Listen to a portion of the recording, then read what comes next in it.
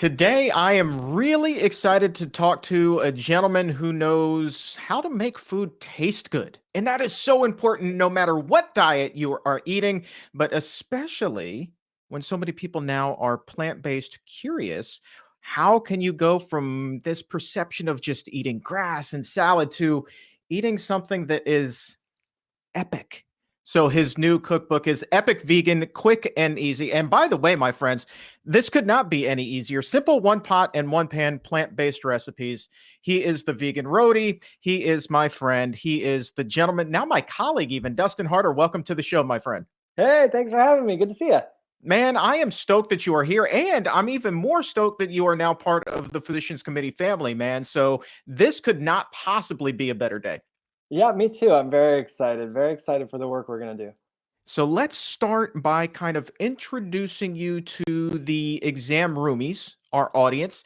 For those who aren't familiar, I mean, you have this enormous following on social media right now, but I think that there may still be a few people who are listening who are like, Dustin, who? So Sure.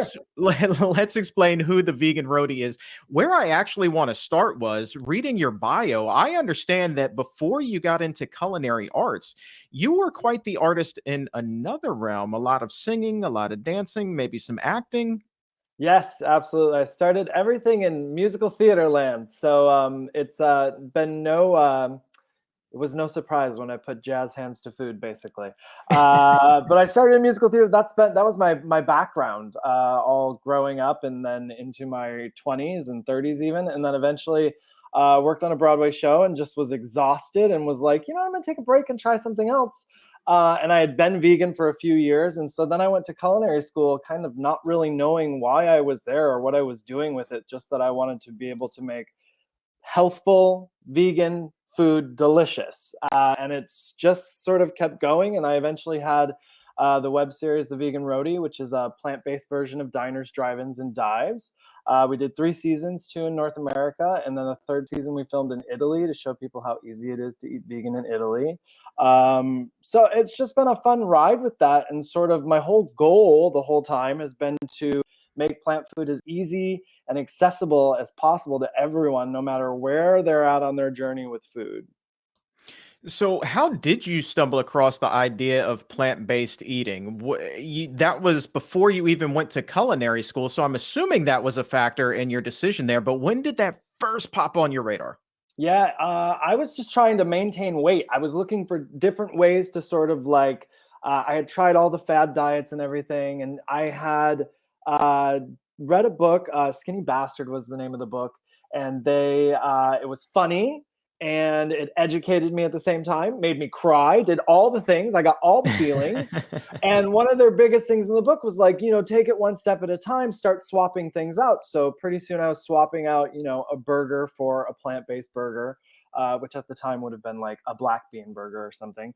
And it just started as vanity, really. Health to maintain my weight, right? And then it turned into health because I was getting better sleep. My skin looked better, all these different things. So then I started exploring the health side of it for no particular reason, just feeling better, really, and feeling healthier. And now it has turned into everything else, animals first, the environment, and health. Right on, man. It always goes back to that trifecta of things: health, the environment, and animals. And I Yeah. think that it's impossible to be vegan and not kind of get involved in all three, even if you just enter through one of those channels initially. Hmm. Um, Fad diets. This is one of my favorites. So you said that you tried every fad diet under the sun. Let's compare some of these, man. What was the craziest one you ever tried? Well, I don't even know the names of them anymore. There's ones where it's, the point counting system, of course. That one was heavy rotation in and out of my diet fads. One where it was like literally just meat and dairy stuff. I remember that. And anything at the time, I mean, I don't think keto was a thing at the time, but there were just different things I was constantly trying if I thought I could lose a few pounds doing it. I wasn't thinking about the long haul of it. Like what life change can I make that will make things long term for me, right? But then eating plant-based ended up being a great option for me to maintain myself, and not just about weight, maintain the way I feel inside and maintain my overall health, right? The balance of that.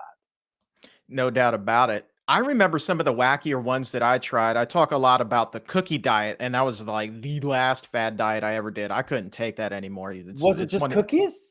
Oh, I wish it were that simple, man. And let me put cookies in quotes here because these cookies were anything but a cookie. They were like, these really horrible tasting sponges that are supposed to fill you up. You eat one and you drink a bunch of water, and that's supposed to hold you over to the next cookie. Ah. And then you do that again, and then you finally get to eat regular food for dinner. But Oh I'm my telling you, man, gosh. they tasted like the sponge that's above your kitchen sink with maybe just a sprinkle of cinnamon and a raisin to get you through. Um, just god awful, Dustin. Just god awful. And then I remember the first time Atkins popped up on my radar, and man, Mhm. I was stoked to eat all of the bacon that I possibly wanted. And yeah, I really don't remember losing a whole heck of a lot of weight eating so much bacon, Sure. man. Is But that the one when I said meat and dairy? Is that Atkins? Is that it, Atkins? it it may very well be. I Because I don't can't even remember there. remember what lined up. There was another one with like these these drops you consumed, and that was supposed to. But then you did the drops, and you consumed only 500 calories a day. And I was like, well, then really, what's the drops? If we're gonna go on a calorie deficit to 500 calories, which is ridiculous. Anyone listening, that's ridiculous. And I'd be like, oh my gosh, I lost all this weight in a week, but I was starving, I was cranky, I was angry, everything was terrible in life, right? But these drops were supposed to sort of like sustain you. It was ridiculous. Uh-huh. I did it Uh-huh. for a week or two, perhaps. Yeah, yeah. I bet, man, you're telling me that, and all I can think of is you probably had hangry to the next level. 100%. Yes. Because then what were you eating for those 500 calories? What choice were you going to make for those 500 calories, right? I don't know. Were you reaching for like really high fat, high calorie foods because like this is my reward? I'm finally going to get that big slice of pizza, or like were you kind of tuned in and like, well, I could eat like 5 buckets of kale for 500 calories? I remember I was making something that was like vegetables rolled up in like a deli slice or something. It was very strange. Very strange. That's better than the cheese rolled up in a lunch meat slice. I remember that was also part of a diet at one point. But anyway, let's talk about going plant-based, man, because the cool thing about the plant-based diet, Dustin, as you well know, is that hangry does not really exist with plant-based diets. It's almost impossible to be hungry if you're eating the right kind of plant-based foods here. Certainly, there's going to be none of that 500 calorie restriction and any of Right. those weird drops here. So, um, when you first started eating a plant-based diet, were you concerned at all though that you were going to be hungry? I mean, you're just getting going. You probably didn't know a whole heck of a lot about it. Well, so I've been on a really interesting spectrum with it because when I started, my immediate thought first I dropped some weight and I was like, "Oh, this is great." But then I found a vegan bakery near me and I started eating a lot of vegan baked goods and I quickly put the weight back on. And I was like, "Oh, a baked good is still a baked good."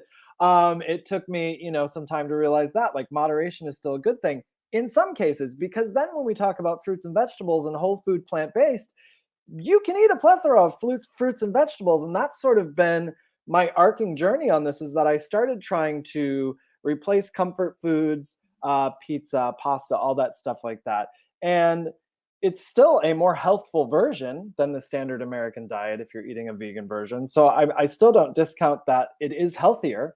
But then I got into a path of like, well, what's fueling my body more, and what can I do like to have a big meal for dinner, let's say, it's just a matter of me putting more vegetables on my plate, finding vegetables I enjoy, right? So that was sort of a big part of it as well. And that's something that doesn't even come with being plant-based. That's something that we've been being told by the world for as long as I can remember. Eat more vegetables, right? So it kind of just goes hand in hand with this diet, but it's also something we've just been being told the entire time. I love that. Told by the world, not just your parents. I remember my mom, eat your Brussels sprouts. Right? There's no way, mom. I'm going to bed hungry. Right. Um, but yeah, man, like Do you like Brussels sprouts now? oh Sorry to my cut you off. God, do I? I eat them literally every single day, sometimes twice. See? I cannot get enough of them. Mm-hmm. Mm-hmm. So, Interesting, right? and the way that I like to eat them, I mean, it's just like so just beyond simple. It's just you blanch them or you steam them really quickly, and then you pop them in the air fryer and you eat them straight up, sometimes with a little bit Delicious. of hummus, man. I mean, just could not be any easier. It is impossible to mess this recipe up. But what is your way to go with the Brussels sprout? I like to put them in the food processor and pulse them a little bit so they get shredded, or put them through any sort of shredder if you have an attachment like that on the food processor, and then just saute them really quick on a stovetop in a skillet, and then a little salt and pepper. Delicious. And if you can make like a little mustard sauce or something with it, so tasty. Yeah, see, again, a simple recipe, man. You don't have to be a culinary whiz to pull Mm-mm. that off, despite the fact that you have phenomenal culinary training. It is not lost on me, though, that you come from this creative arts kind of a background, and then you get into the culinary arts, which themselves are just as creative. Do you feel like your creative side is still being fulfilled? Yeah, I mean, that was part of one of the reasons I created the web series with the Vegan Roadie was because of my creative nature, right? And because what ended up speaking to me loud and clear was that book Skinny Bastard that I talked about. And the reason I bring it up is because, like I said, I laughed, I cried, I was educated. I realized what resonated for me is when I was being entertained. They entertained me when I was reading that book. So then the information stuck with me a little more. So I thought, well, then let me do what I do and entertain, but bring food into the mix. So I consider everything I do. I have a podcast. I've got the books. I've got the web series. Everything I do is sort of a combination of entertainment with food, because I felt if that worked for me, maybe it's going to work for other people, and they can discover the magic of plants in the way that I have through, being entertained in a way. Yeah, have you ever had a conversation with somebody who you would think is just about the last person on the face of the earth that would ever attempt to eat a plant-based diet? But then after speaking with you, you kind of open their eyes a little bit and you take that stigma that comes with it and you just chuck it, you throw it as far away from them as you possibly can. And so suddenly you go from just eating grass to having this whole world of options in front of you. Yeah, absolutely. That's probably been the biggest gift in doing this. I've been in food steadily now for about 7 years. And the biggest reward I get from all the work that I put out there is if someone says to me, I was meat and potatoes, I was this and that, and then I watched your episode about in this city, or I picked up your book, or my friend had your book and lent it to me, or my friend brought over a recipe from your book and my mind was just blown. And now I'm more interested in it. And I've cut, dairy milk out of my diet, or I've cut this meat out of my diet. Because to me, I celebrate when people come to me like that, I celebrate even the smallest adjustment, because I just feel like if you can make a small adjustment, that might lead to the next small adjustment, right? Like I encourage people, you don't have to go in all at once. If you want to, by all means, go ahead. But that's the coolest thing when someone says they've made that small adjustment because they, read something or listened to something that I did. So that's always an awesome thing to hear. Yeah, man, and I'm telling you, it is those small adjustments that add up to big Mhm. change over time, whether it's a change in your eating or a change in your lifestyle habits. I remember telling somebody just, an easy way to start changing your lifestyle and getting more exercise is just like park in that last spot in the parking lot, right? And then walk inside. And people hear that so often throughout their life, but they never take the time to really figure out what that means. And so I actually calculated that, Dustin, one time, and that when I was at my previous job, I would do that, and over the course of a week, it added up to a little bit over a mile. And then so over the course of the year, you take out 4 weeks just from being away from the desk. That's still close to 48, 50 miles. Yeah, That's a long way to it's a walk, lot. man. Yeah, it's a lot. It's just like taking the stairs instead of the elevator, right? Like always a good one. I would when I lived in New York, I would get in the habit. There was always, this one stairwell at this one subway station, and I would like book it up there. And it's a strong feeling too. You get a sense of accomplishment when you do it too. So stuff like that is a really great way to factor in a little extra exercise. How in the world were you able to book it up a stairway in a crowded subway Well, station in New you York, got man? two crowds, right? You've got the one who sort of walks up slowly and then they clear to the right, and then you get to go up fast on the left side. If you get a slow person on that left side, they realize real quick they're on the wrong side of the staircase. Oh man. Okay. So It's they almost like traffic. Yeah, it's huge. I wish that more people knew about that here in the Washington D.C. area. I'm a guy that even likes to walk up an escalator, and so the unwritten rule is, stand right and walk left. I don't think that there's a lane to book it up an escalator, Right, right. unfortunately. But But you're some sort of booking it when you're walking it up an escalator anyways. You're going faster. oh, no doubt. I didn't look at it like that. But yeah, man, I wish that more people knew that rule so that, the people like you, people like me, the other fit minded people, you always keep it moving. But sometimes Right. you get stuck behind somebody that hasn't gotten the message And yet. then you stand there like tapping your foot. You're like, come Well, I on. mean, come on. But you have a tap background. So how bad is that for you, really? Right? It's more exercise, really. That's it, man. You're just working the calf muscle. Let's talk about this book because you have so many good recipes in this thing. I mean, I'm looking at this. You've got like countless. Let me get that framed up for the shot. Yay! We've got countless burger recipes in here. We've got two bean 5 alarm tacos for those Mhm. who've got the spicy mouth. Fuss-free French bread pizza. You got a whole bunch of dips in there. And then because I'm such a sports guy, I kind of got stuck on game day pub cheese.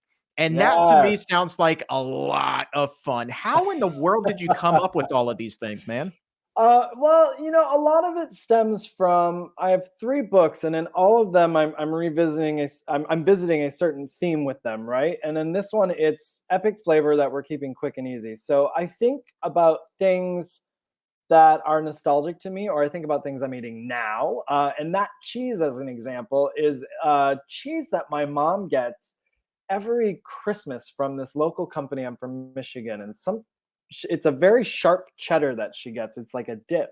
I didn't like it much as a kid, I remember. But I thought it was so popular among my family. How can I recreate something like that? And of course, I called it, game day pub cheese because it's got a little beer in it to give a little of that robust flavor in there.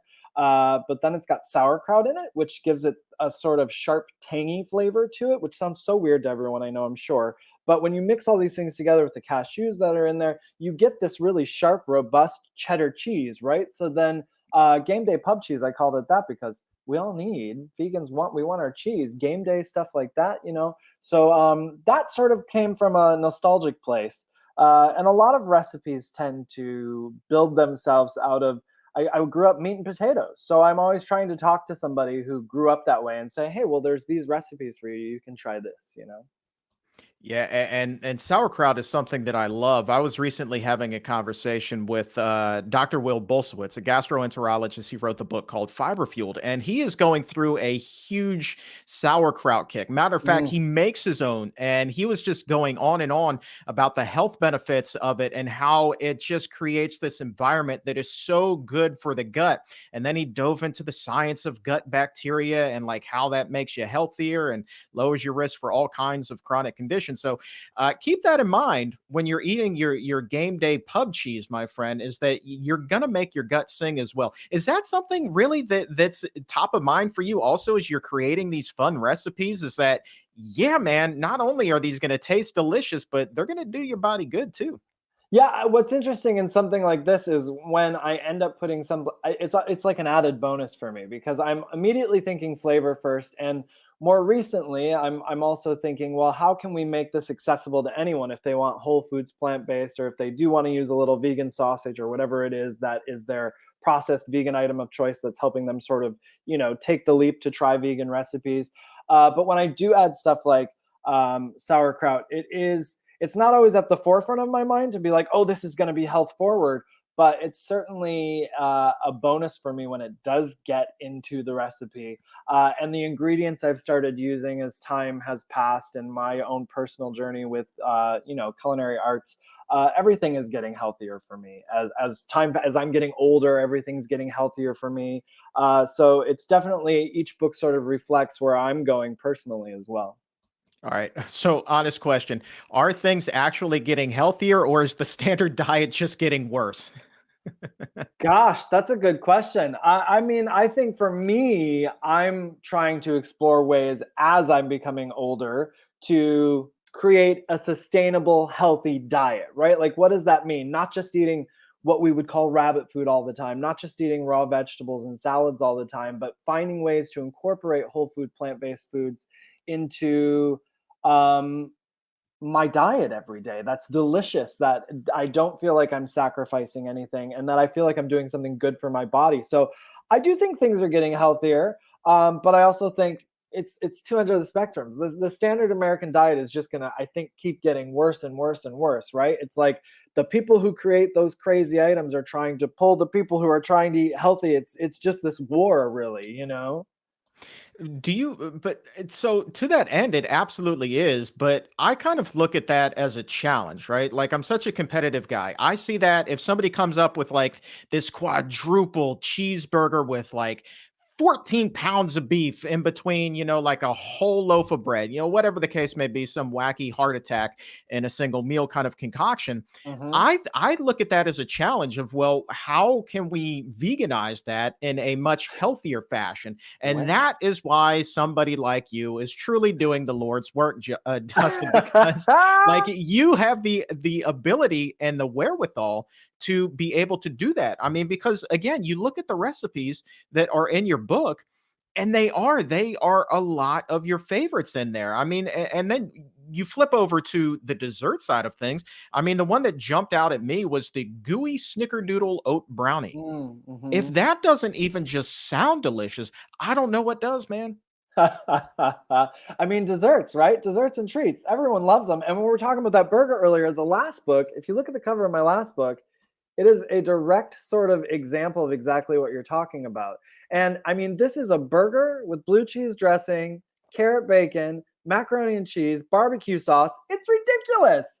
And this is what the standard American diet is out there doing, right? This is what Fast Food Nation is doing. They're creating these items. So this was to speak to the person who thinks that they can't have it vegan. You can absolutely have it vegan, right? Yeah, man. And my goal is always with this too. I'm always hoping someone tries this and then it gets them more excited about the more healthful side of things as well. So it's not just about trying that big burger that's vegan. It's about trying all the things, hopefully. Well, it's not just about it, but I will tell you that burger though looks like the kind of thing where they would post in a restaurant, if you can finish it, you eat for free. I mean, It's that is a big burger, man. a big burger. And the last thing here, before we get into your must-haves in the kitchen, is I will say the other thing that I really, really like about this book is because it is enticing for people who aren't yet all the way whole food plant-based. It incorporates a lot of their comfort foods, a lot of their favorites that they've had. And so I think for couples who, maybe one is on the healthier scale and the other one is still just kind of vegan curious, this is a great way to bring everybody together. And I'm excited about this just personally for my wife and I, who are kind of on a little bit opposite ends Sure. of the whole food plant-based spectrum. And so like I'm just stoked. What would your advice be though for those people who pick this up and they're like super, super, super deluxe healthy, ultra healthy, like the top 10th of 1% of healthy eaters? And then those who are more on the veg curious side, like Sure. how can they take those recipes and kind of adopt them and make them, to their liking? Yeah, there's something in this book literally for everyone. In the beginning of it, I do talk about like taking oil out of recipes, making recipes gluten free if that's the road you're going down, using less processed foods. There's the Zippy Zuppa Toscana soup, which is this sausage and potato soup. You can easily take out the sausage, put in mushrooms instead. There's a whole roasted cauliflower in here, which I promise you, if you're like, I don't like my vegetables, you're going to love this whole roasted cauliflower. It comes with a tahini sauce that you drizzle over the top of it. So that's something good for both sides of the equation there. There's, a macaroni and cheese that is a pumpkin. The cheese sauce is a pumpkin based sauce, super delicious. There's just different routes for everybody to take in this. You can make that pasta gluten free. You just swap out a gluten free pasta for it. Those tostadas that are on the cover, that is whole food plant based. I mean, that's giving us kale and black beans and corn, avocado, really tasty stuff on a corn tortilla, right? So even there, we're already hitting that mark for somebody who might be on the fence. It's a smoky black bean kale tostada. It's delicious. There's just really a different variation for everybody in this book, no matter where they're at. Even the dessert section, there's a basil and pineapple no churn ice cream, or sorbet rather. So that's pineapple and basil, putting it together and freezing it. And you've got a really tasty dessert that was super easy to make. And there's stuff for people on the more decadent side. There's cowboy cookie celebration bars that are essentially a chocolate chip and nut cookie bar with like sprinkles on top of it, a limeade cherry cobbler bar. There's lots of different things in this book for people to really explore in the kitchen and see the healthier side, or get a little more on the decadent side if they want to. Lots of different things to explore.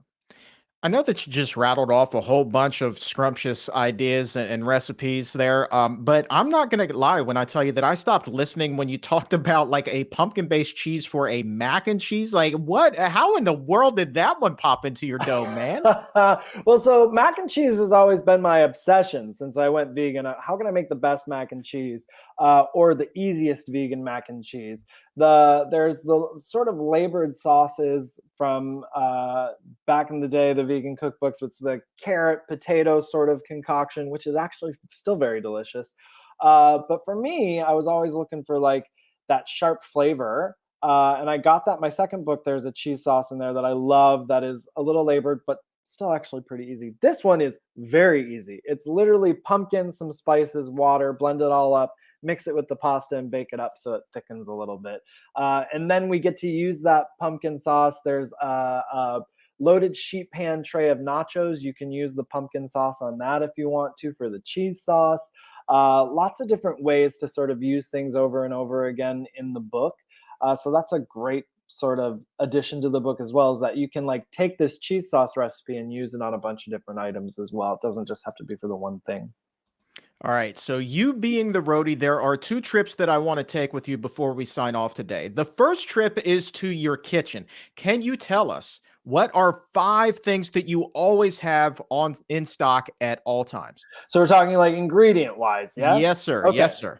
Nutritional yeast, vegetable broth or stock, and some sort of non-dairy milk. I usually have unsweetened almond milk, I believe. Miso. So miso is like my favorite thing. There's a miso garlic bread in the book even, and grocery stores are getting better with it. Sometimes they have it, sometimes they don't have it, but it's one of my favorite ingredients. It makes things pop with the umami, and like any cheese sauce, you can put a little bit of miso in there. Super tasty.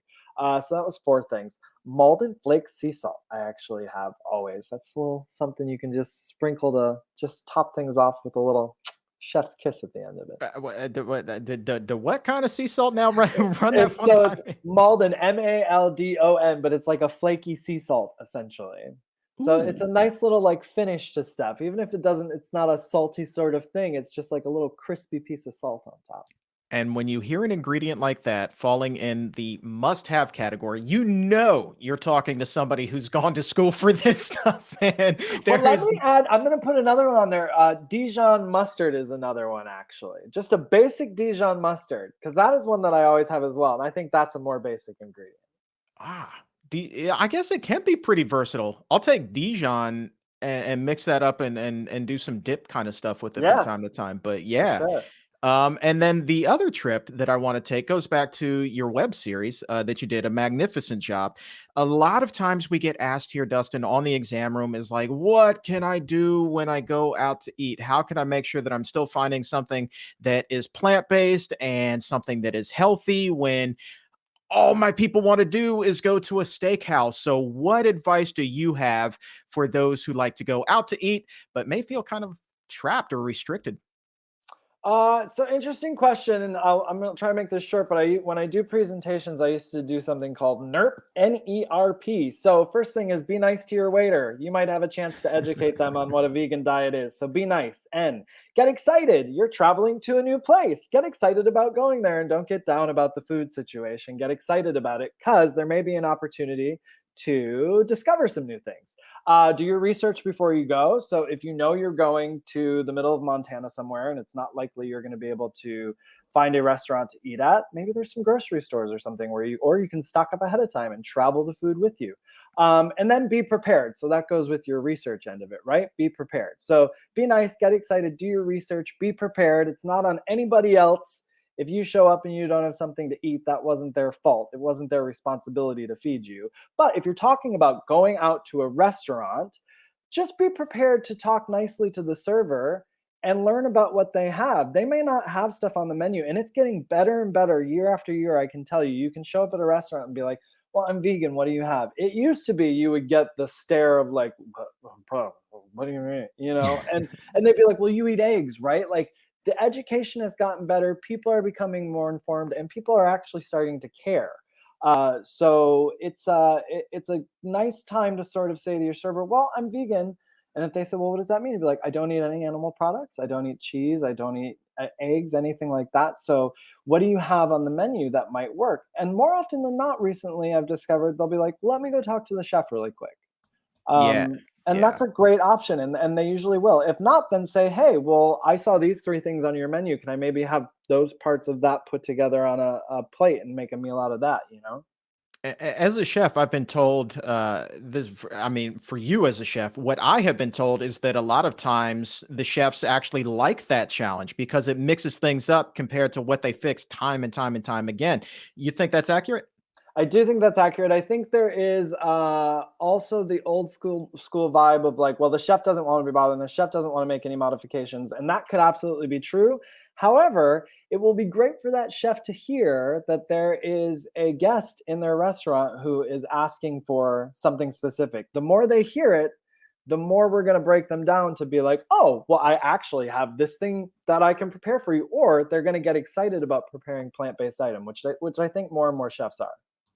Well, my friend, I think that the world needs more and more people like you and more books like this. Here it is. Epic Yay! Vegan, quick and easy. I'm telling, I mean, the recipes in here are just so daggone good. I feel like we've probably talked about 10, 15 of them here today, but there are what I think like well over 100 in here. I Yeah, mean, you've got recipes for days. How many recipes are in the book? there's 125. There it It's is, it's man. between 120, 125. I want to say like 123, but I'm going to say 125 to be safe. Well, and then that means that there are 125 delicious recipes sure for you to enjoy in the book. And you can find a link to pick it up right now at Amazon in the show description or in the episode notes. So, Dustin Harder, the Vegan Roadie, my friend, thank you so very much for being here today. I'm so excited that you're officially a colleague here at the Yes. Physicians Committee, man. We got big things coming up for you. Yes, absolutely. And thank you for having me. And I look forward to meeting you in person eventually.